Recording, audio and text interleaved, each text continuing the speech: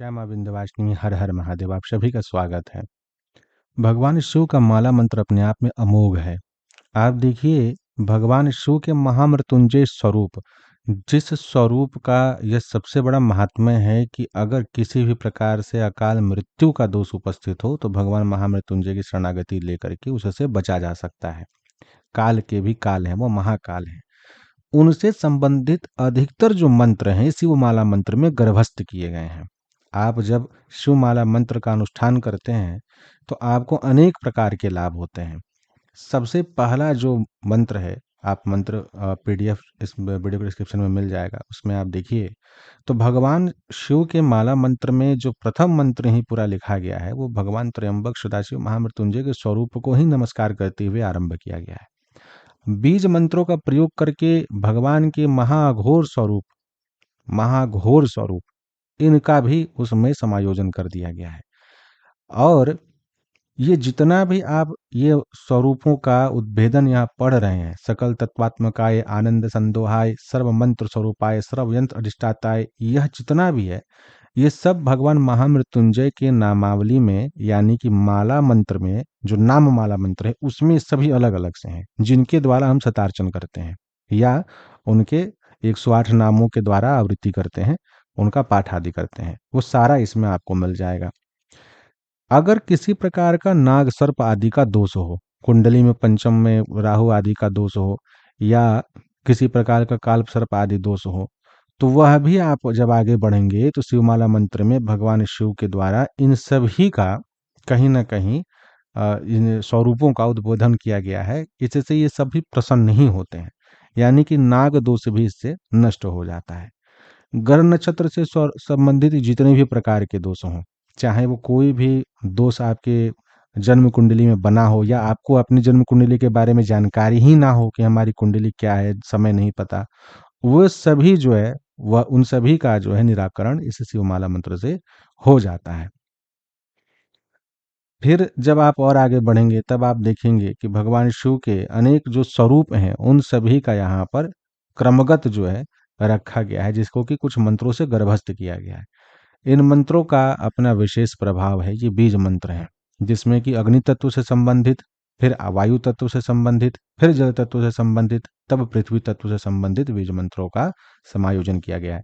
यानी अब जो है यहाँ आप देखें तो भगवान शिव के जो पंचानन जो प्रमुख मूल स्वरूप हैं, सद्योजात अघोर वामदेव तत्पुरुष आदि, इन सभी का क्रमगत मूल मंत्र बीज मंत्र से बीज मंत्र को गर्भस्थ किया गया है यहाँ पे।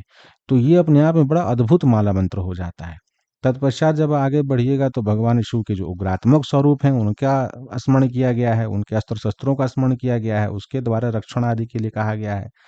और साथ ही उनके इस प्रकार के स्वरूपों से ना सिर्फ रक्षण के लिए कहा गया है बल्कि शत्रुओं का पाप का नाश करने के लिए, उनको जला देने के लिए भी कहा गया है। तो यह मंत्र अपने आप में बहुत ही अधिक अद्भुत हो जाता है।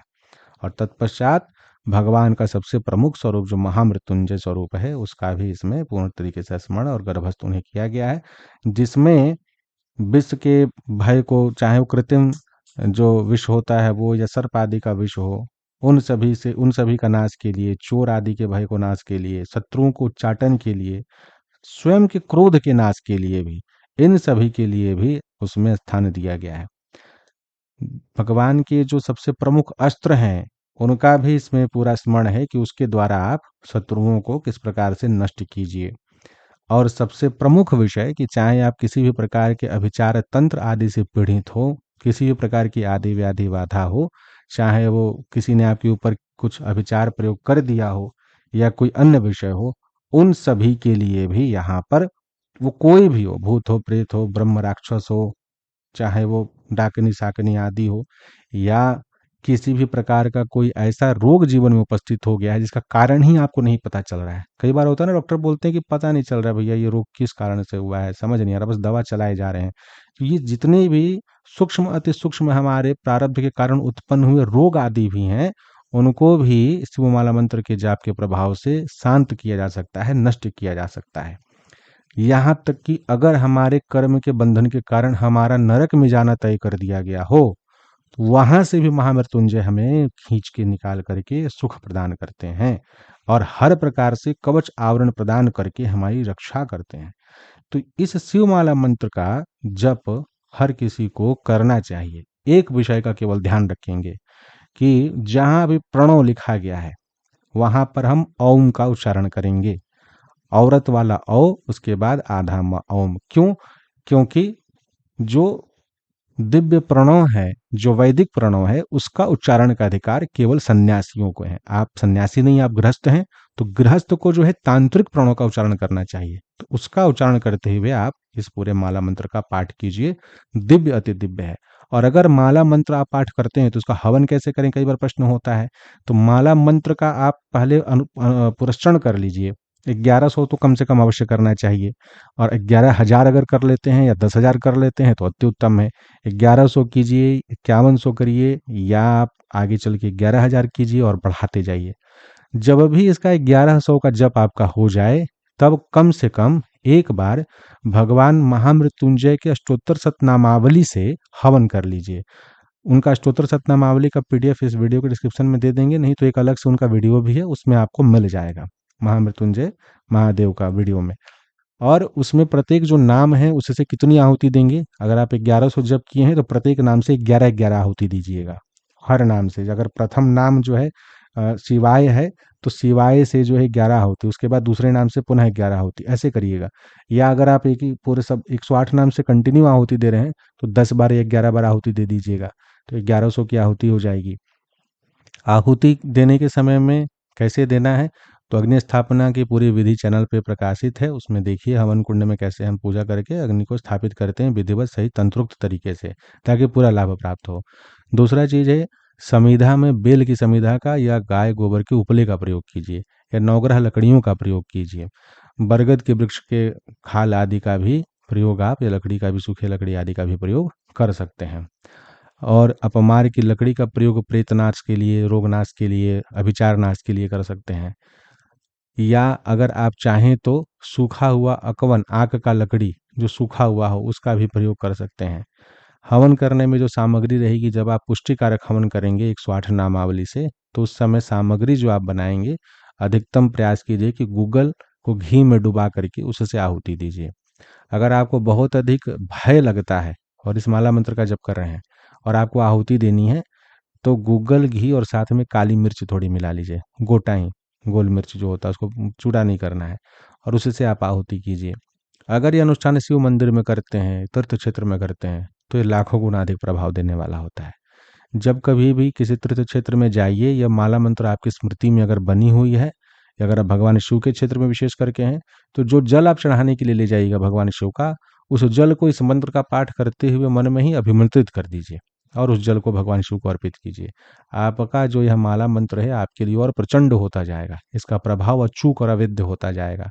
इस माला मंत्र का जब प्रयोग जो करना होता है, पहले तो 1100 से लेके 11,000 तक का जप करके इसे सिद्ध कर लीजिए, या इसके निमित्त आप बन जाइए, सामर्थ्यवान बन जाइए।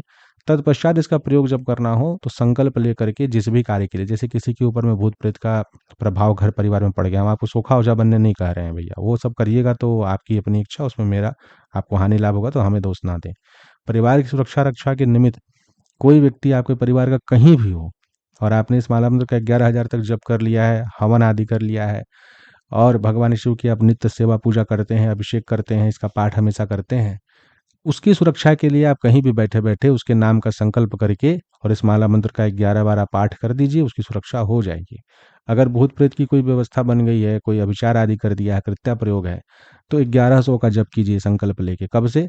तो ये आप शिवरात्रि से आरंभ कर सकते हैं, हर महीने में शिवरात्रि आती है, या पंचमी तिथि से आरंभ करके चतुर्दशी तक इसका जप कीजिए, और अमावस्या को हवन कर दीजिए, पूर्णिमा को हवन कर दीजिए। अभिचार नाश के लिए कभी भी जब हवन करिएगा तो उसमें अपमार्ग की समिधा की मात्रा बहुत अधिक रखिएगा। अपमार्ग की लकड़ी जितना हो उतना अधिक रखिए सूखी हुई, उस पर आप आहुति दीजिए, पीले सरसों से आहुति दीजिए। हालांकि ये सब प्रयोग किसी योग्य विद्वान की देख रेख में करेंगे तो ज़्यादा अच्छा है, लेकिन जब आपको कोई मार्ग ना मिले, कोई व्यक्ति ना मिले, तो स्वयं से ये प्रयास कर सकते हैं। साथ ही इस विषय को अगर आप सुन रहे हैं तो प्रतीक्षा मत कीजिए कि हमारे परिवार में कोई प्रेत पिशाच से पीड़ित होगा, कोई दिक्कत होगा तब हम इसको करेंगे। अनुष्ठान करके कम से कम 1100 का या 11,000 तक का इसको जागृत करके जीवन पर्यंत के लिए रख लीजिए। इससे कोई पुण्यों का नाश नहीं होगा, बल्कि पुण्य की वृद्धि ही होगी, और आपातकाल में आपको सहयोग ही मिलेगा। हो सकता है कि कभी आपातकाल आई ही ना, आपके ऊपर कोई विपत्ति भगवान महामृत्युंजय पड़ने ही ना दें। तो इस शिवमाला मंत्र का इस प्रकार से लाभ लीजिए। जय मां विंध्यवासिनी। हर हर महादेव।